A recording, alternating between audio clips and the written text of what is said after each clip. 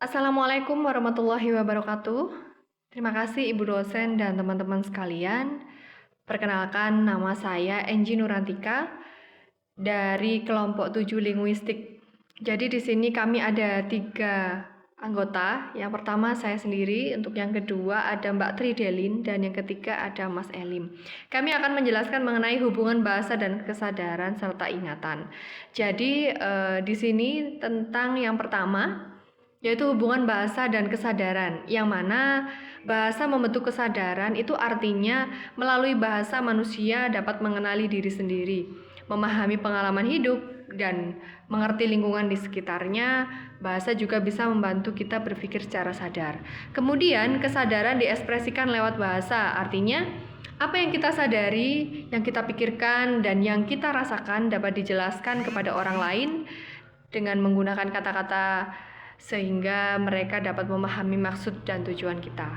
Kemudian, tanpa bahasa, kesadaran manusia akan terbatas dan sulit diartikulasikan.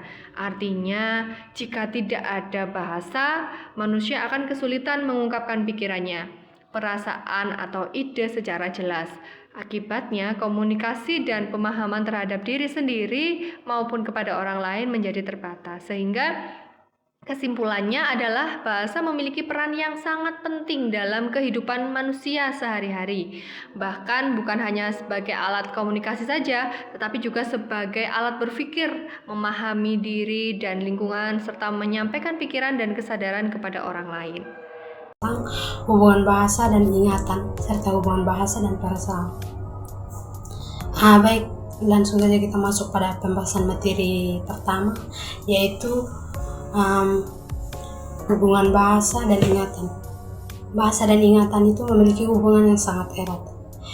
Ingatan adalah kemampuan seorang untuk menyimpan, mengingat, dan memanggil kembali informasi yang pernah diterima. Sedangkan bahasa adalah alat komunikasi yang digunakan manusia untuk menyampaikan pikiran dan informasi. Bahasa juga membantu seorang dalam proses mengingat.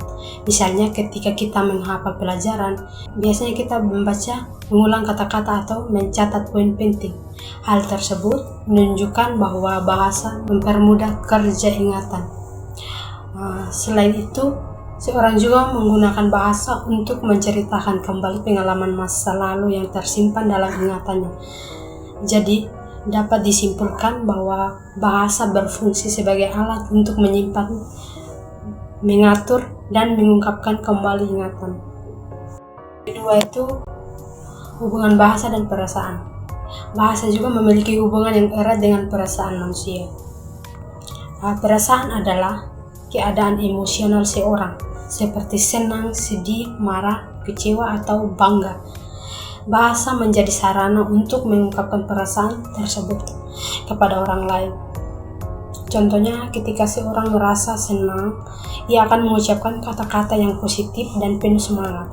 Sebaliknya, saat sedih, bahasa yang digunakan biasanya lebih lembut atau penuh kesedihan. Selain untuk mengungkapkan perasaan, bahasa juga dapat mengaruh perasaan. Misalnya, kata-kata yang baik dapat membuat orang senang, sedangkan kata-kata kasar dapat melukai perasaan. Jadi bahasa dan perasaan saling berkaitan karena bahasa menjadi media untuk mengekspresikan emosi. Nah, di sini saya akan membahas tentang hubungan bahasa dan emosi. Untuk bahasa dan emosi saling mempengaruhi satu sama lain. Pertama, bahasa bisa membangkitkan atau mengubah emosi. Kata-kata yang dipilih, baik yang kita ucapkan maupun yang kita dengar, bisa membuat seseorang merasa senang, terharu, marah, atau sedih. Sebaliknya itu, kondisi emosi juga mengubah cara kita berbahasa saat sedang marah atau sangat gembira. Nada bicara, pilihan kata, dan kecepatan berbicara akan terasa berbeda dibandingkan saat kita sedang tenang dan santai. Selain itu, bahasa berfungsi sebagai saluran untuk menyalurkan emosi. Dengan kata-kata, kita bisa menyampaikan apa yang kita rasakan, sehingga bahasa berfungsi sebagai saluran untuk menyalurkan emosi. Dengan kata-kata, kita bisa menyampaikan apa yang kita rasakan sehingga perasaan itu tidak terpendam dan bebani pikiran. Dari semua pembahasan tadi kita bisa tarik 3 poin penting. Nah, yang pertama itu bahasa dan pikiran itu satu kesatuan yang tidak bisa dipisahkan. Bahasa bekerja sama, otak maupun memproses segala sesuatu yang ada dalam pikiran kita. Sedangkan yang kedua itu bahasa berperan sebagai alat yang membantu kita menyadari keadaan diri, mengingat informasi serta mengungkapkan apa yang ada di hati dan perasaan kita. Untuk yang ketiga itu, jika kita menguasai bahasa dengan baik, itu akan sangat membantu menjaga kesehatan mental, membuat pikiran lebih jernih, dan memudahkan kita dalam memahami serta mengelola diri sendiri.